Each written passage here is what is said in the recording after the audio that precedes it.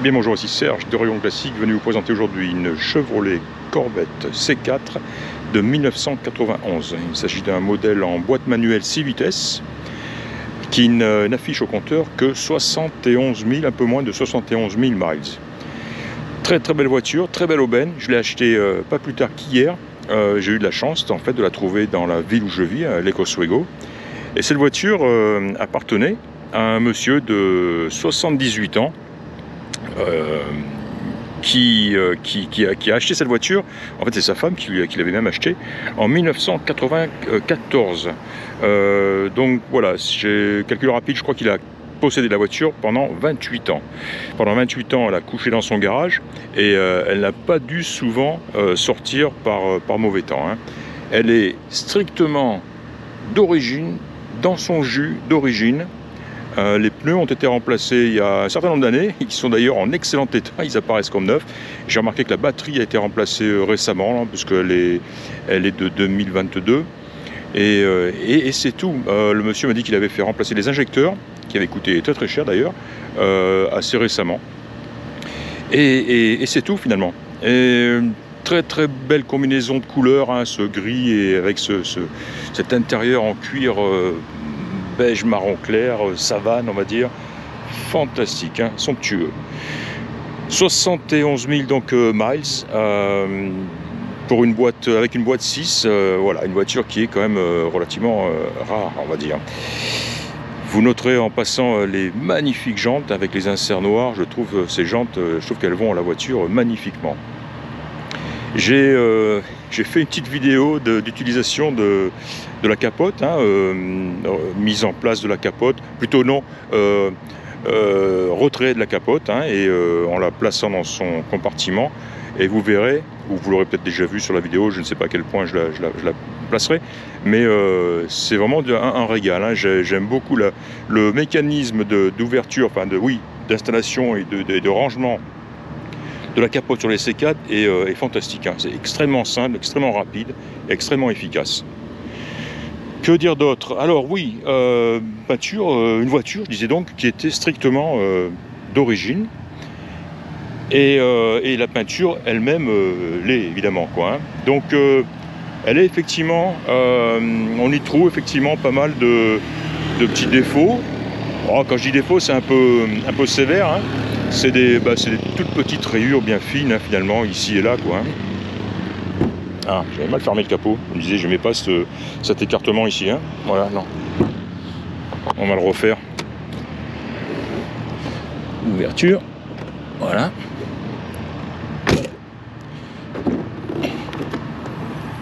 Bah tiens, puisqu'il est ouvert, on va en parler de ce compartiment moteur, hein. Bah, comme toutes les Corvette C4, moi j'adore ce compartiment moteur.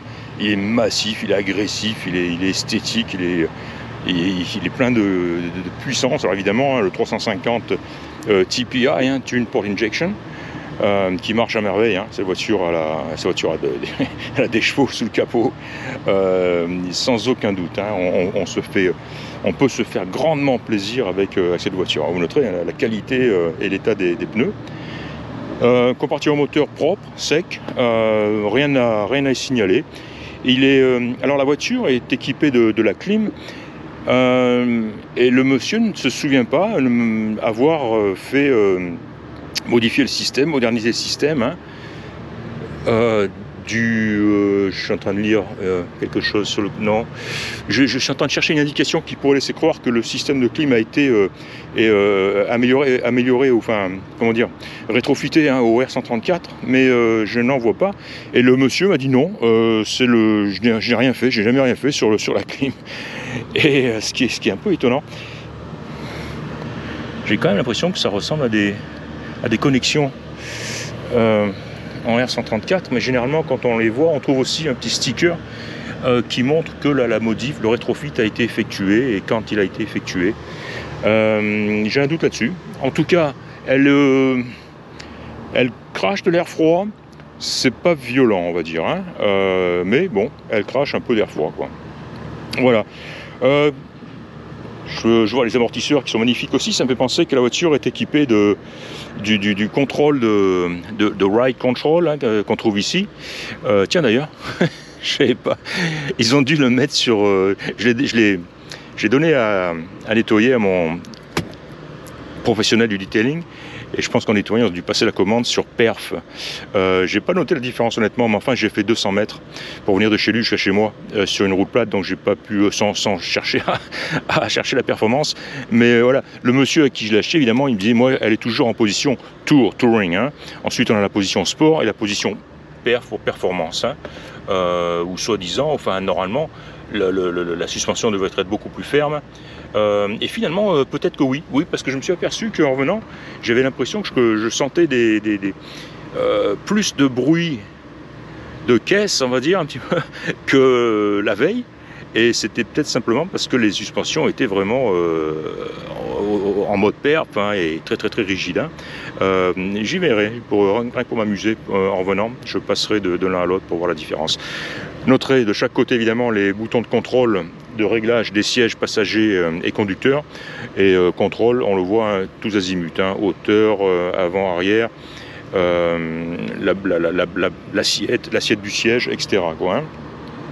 Tout ceci fonctionne. De toute façon, tout fonctionne cette voiture au niveau jauge, voyant, klaxon, feu, essuie-glace, etc. Seule chose qui ne fonctionne pas, c'est la radio. Pas l'autoradio lui-même, mais la radio, hein, seulement parce que l'antenne ne fonctionne plus. Elle ne sort plus. Elle devrait sortir normalement lorsque l'autoradio est mise en marche. Ce n'est pas le cas. Alors, le monsieur a acheté une antenne électrique neuve qu'il n'a jamais eu l'occasion d'installer tout simplement. Mais enfin, donc voilà, elle est fournie avec la voiture. On va la mettre là. Ça, c'est le cache, hein, qui, si on désire retirer la plaque d'immatriculation avant, voilà, c'est le cache qui va, l'emplacement, enfin, c'est ce qui cache l'emplacement vide, hein, voilà. Là, il a choisi de mettre une plaque d'immatriculation. Voilà, très bel intérieur, hein. Le cuir est en excellent état, hein. Il a cette patine un petit peu, il est un petit peu usé, mais en aucun cas griffé ou si, voilà, on va dire une utilisation, usure normale du cuir, un cuir de, encore une fois, hein, de plus de 30 ans, quoi. Mais voilà, aucune déchirure, aucun trou, aucun accroc, etc. Donc c'est vraiment du très beau, hein. Très bel intérieur. Le fameux levier de changement de vitesse, 6 vitesses, voilà. Et puis c'est tout. Enfin, c'est tout. Panneau de porte en très bon état. Là aussi, on a des commandes, hein, ouverture des vitres, conducteurs et passagers, donc qui fonctionnent.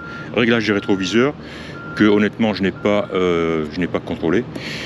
Fermeture centralisée. Il faudrait que je mette la voiture en route. Voilà, très belle moquette. Et là, ces magnifiques tapis. Oh, ils sont beaux, hein, avec des velcro pour pas qu'ils bougent. Avec l'insigne Chevrolet ici, c'est de toute beauté, hein. Des 3 petites pédales bien serrées là-bas, hein, ce qui ne pose pas de problème, hein. Elle est très facile, très agréable à conduire. Voilà, le kilométrage, donc, on peut le lire. Moi, j'en ai pris des photos, non? On peut le lire, quand il va s'afficher, voilà, 70 905 miles, ce qui, en métrique, correspond à 114 110 km. Voilà, vous savez, hein, que sur ces Corvettes, on a la possibilité de passer du système métrique au système anglais, hein, en appuyant sur ce bouton. Et vous avez toutes sortes d'ordinateurs de bord, hein, qui vous permet de connaître un petit peu l'autonomie, la consommation et tout ce genre de choses, hein. Alors, ce qui est phénoménal sur cette voiture, que je n'avais pas réalisé avant hier, avant que le monsieur me le montre en fait, hein, c'est comment dire, le couple qu'elle a. Elle a un couple mais monstrueux. En 6e à 90-100, vous êtes à peine plus de 1000 tours minute. C'est-à-dire que la voiture est pratiquement au ralenti. Et alors il m'a dit à cette vitesse en 6e, la conso est fantastique, quoi. Elle est très intéressante, quoi, hein. Effectivement, il me l'a montré, je l'ai conduite ensuite. Cette voiture en ville, si vous passez les vitesses au bon régime, vous dépassez rarement les 1000, allez, on va dire les 1500 tours minute, c'est quand même incroyable, quoi. incroyable. Et sans que la voiture souffre, hein. C'est-à-dire que vous êtes en, comme je le disais, à 90 en 6e, vous désirez accélérer pour repartir. Bon, ça va pas être, ça va être franc, ça va pas être, hein, vous n'allez pas être collé au siège, mais elle va partir sans vibration, sans signe en fait de qu'elle peine. Hein. C'est vraiment incroyable. J'ai été surpris. Hein. Vraiment un couple fantastique. Hein. Voilà. Que dire d'autre? Oui, bah tiens, j'ai pris des photos de ces petits défauts, on va les voir plus, on les verra peut-être mieux à la vidéo, à la caméra. Le plus long, c'est celui-ci. Il commence ici à la trappe d'essence et qui continue jusque là. Alors, est-ce que vous le voyez, le long de mon doigt ici? C'est très très fin. Hein. J'espérais que ça puisse s'éliminer au ponçage, au lustrage. Et le gars m'a dit, tu sais, ces corvettes en fibre de verre, on les lustre, mais on n'aime pas trop insister parce que on arrive vite à la fibre de verre, quoi, et ensuite on a un vrai problème quand on n'a plus de peinture finalement. Hein. Donc ils l'ont lustré, mais légèrement. Hein. Et effectivement, bon, j'avais un petit peu espoir que ces petites rayures aient pu être atténuées, mais finalement elles ne l'ont pas vraiment été. Hein. Donc voilà, elles existent. Hein, donc celle-ci, où est-ce que j'en ai vu aussi? Ah non, c'est rien ça. Ici, elle a pris, c'est plus que là, elle a pris un tout petit coup qui a craqué la peinture. Hein, on le voit ici, hein, je pense que vous voyez. C'est tout, hein. C'est le vernis, un peu la peinture. Mais sinon, cette voiture, elle est hyper saine. Hyper saine hein. De toute façon, comme je le disais, hein, ce monsieur, il avait 78 ans. Il a vécu dans la même maison où je suis allé chercher la voiture depuis 1976. C'est un local. Il a acheté cette voiture en Californie d'ailleurs. Il l'a fait venir ici à Portland, à l'Ecoswego. Il l'a fait entretenir par le mécanicien de l'Ecoswego, qui est là aussi depuis que la ville existe. Hein. C'est vraiment ce qu'on appelle la voiture locale et bien entretenue, quoi. Hein. Deux propriétaires, donc. Hein. Voilà. Magnifique pare-brise, pas d'éclat, pas de fissure, pas le moindre défaut. Hein. Ce qui est appréciable hein, quand on achète, quand on achète une Corvette. Je vais en présenter une deuxième demain, une autre Corvette aussi, qui sera moins chère que celle-ci, hein. Mais et pas de la même qualité, on va dire. Dont le pare-brise était fêlé, légèrement, hein, d'ici à là, légère fissure. Mais je n'ai pas eu d'autre choix que de la confier à un spécialiste pour lui remplacer le pare-brise, ce qu'ils sont en train de faire d'ailleurs aujourd'hui même. Voilà, quoi d'autre? Alors les feux fonctionnent aussi, j'ai fait une petite vidéo, hein, prise de l'avant, où on voit les feux jaillir, rentrer. On voit aussi, j'ai testé les clignotants, le klaxon, donc on voit tout ça. Tout ça, vous me direz l'autre. La batterie, hein, je disais donc, qui est de 2022, quasi neuve. Je vois que l'alternateur m'a l'air récent. Je pense que, oui, dans l'ordre des choses, quoi, hein, puisqu'elle a été entretenue régulièrement. C'est dommage, il n'a pas conservé de facture, il m'en a pas remis en tout cas. Mais oui, toute évidence, cet alternateur n'est pas d'origine, quoi. Hein, donc son mécanicien a dû quand même intervenir hein, sur certaines choses et d'autres. Et peut-être que le monsieur n'en avait pas souvenance, ou je sais pas. C'est obligatoire. Hein. Si un mécanicien a entretenu cette voiture pendant près de 30 ans, il a fait des choses. Hein. Tiens, regardez cette durite avec les colliers ici qui sont neufs. Hein, donc ça a été remplacé évidemment, quoi. Hein. Ouais, c'est dommage. Non, il m'a pas parlé il m'a pas confié de facture. Ça aurait été sympa de voir ce qui a été fait exactement.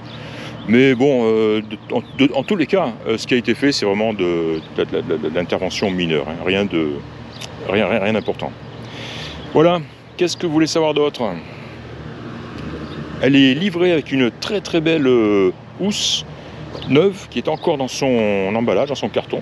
Elle est dans ma voiture, elle partira avec. Très belle housse, ça va être impeccable. Elle est livrée avec quoi? Donc voilà, cette antenne électrique. Et ouais. Je crois que c'est tout. Je vais aller en faire un petit tour de conduite. Hein. Je vais poser mon GoPro à l'arrière. on va faire le tour du pâté de maison. Et de toute façon, il n'y a pas grand-chose à voir, quoi. Hein. C'est de la voiture, c'est de la belle voiture saine, récente, hein, enfin relativement récente, quoi. Hein. Donc pas de surprise vraiment à avoir. Hein. On voit qu'elle a été immatriculée, hein, jusqu'à 2024. Donc le gars, le monsieur en question, s'en servait occasionnellement. Il m'a dit qu'il avait effectué 28 000 miles. 30 000 miles en 28 ans. Donc voilà. Faites le calcul. Hein. Ça doit faire quoi en kilomètres, ça fait moins de 1000 km par an. Ça, c'est clair. Hein. Voilà. Allez, c'est tout pour cette magnifique Corvette. Elle apparaîtra sur mon site dès demain, dès ce soir en fait, hein, avec son prix. Je suis content de l'avoir trouvé. On me demande souvent des boîtes 6. Elles sont rares. Donc vraiment, quand j'ai vu celle-là à côté de chez moi, croyez-moi que j'ai sauté dessus. Voilà, c'était Serge d'Orion Classique. Je vous remercie de m'avoir écouté et je vous dis à très bientôt. Bien, nous voici au volant de cette Corvette C4. Je voulais vous parler d'un système particulier à cette voiture qu'il est important de connaître. J'ai découvert moi-même, je ne le connaissais pas. J'ai un petit peu découvert tant bien que mal en pensant que la voiture avait un gros problème. Ce système, ça s'appelle le skip shift, ce qui littéralement veut dire sauter les vitesses, et qui officiellement s'appelle le CAGS, C-A-G-S, qui veut dire Computer Aided Gear Selection, donc sélection de vitesse assistée par ordinateur. Voilà, et cette voiture en est équipée, ainsi que d'autres produits GM de cette génération. Ce que ce système fait, il vous force à passer directement de première en quatrième. Et comme cette voiture a beaucoup de coupe, c'est quelque chose qu'elle peut faire aisément. Seulement quand vous ne le connaissez pas, vous avez l'impression que vous avez un gros problème pour passer de la première en seconde. J'ai donc découvert ce système et voilà, j'ai dû emmener la voiture chez un spécialiste de transmission et je leur ai dit voilà, je connais pas ça, je veux que vous assuriez que ça fonctionne bien comme il se doit, et puisque la voiture est là, vous me ferez une vidange complète du système, comme ça elle partira sur bonne base. Et c'est ce que j'ai fait. Voilà, en plus de ça, alors oui, ce système il est fait pour économiser de l'essence, hein, toute évidence, quoi. Passer de première en quatrième, voilà, le moteur donc reste à un régime bas, etc. Vous l'aurez compris. Ce qui est un petit peu étonnant sur une voiture comme ça, bref, il existe. Alors, j'ai découvert aussi que ce système, il peut s'éliminer. Il peut s'éliminer très très facilement et à moindre frais, puisqu'il suffit d'acheter un petit dispositif électronique que vous placez sur la transmission. Quelque chose que j'ai trouvé sur Amazon Prime à 12 $. Et je leur ai dit aussi, j'aime pas ce système CAGS, je veux passer mes vitesses quand je veux, où je veux, à n'importe quel régime. Et c'est ce qu'on a fait. Donc là, ils l'ont placé. Et comme on peut le voir, voilà, on est maintenant avec une boîte tout à fait ordinaire. Hein. Alors ce système il était intéressant parce que il fonctionne sous deux conditions. La première, c'est que votre moteur soit à une certaine température, 171 degrés Fahrenheit, donc modérément chaud. Et il fonctionne quand vous utilisez moins de 35% de la puissance moteur. C'est-à-dire que si vous montez dans les tours, il ne va pas se déclencher. Et là, vous pourrez passer de première en seconde, troisième et quatrième, etc. comme vous le voulez. Mais en dessous de ces 35% de puissance, donc il va s'engager et vous forcer à passer en quatrième. Et c'est pour ça que quand j'ai acheté la voiture, j'avais l'impression que c'était une panne intermittente, que ça marchait, que ça ne marchait pas. J'ai commencé à paniquer, je me suis renseigné et donc voilà, il n'y avait pas comment dire, d'inquiétude à avoir. En plus, donc j'ai fait vérifier le système, j'ai fait faire une vidange complète et on est tout bon. Voilà, c'était une petite subtilité intéressante, importante, que je voulais que vous en soyez au courant. C'est tout. Voilà, à part ça, voilà, c'est du bonheur. Hein. Cette boîte 6 fonctionne impeccablement. Et encore une fois, donc les synchros fonctionnent, hein. Seconde, première, voilà. 6 vitesses, c'est du bonheur. et il y a de la puissance sous le capot. Voilà, c'est tout, je vous laisse là-dessus. A plus, ciao.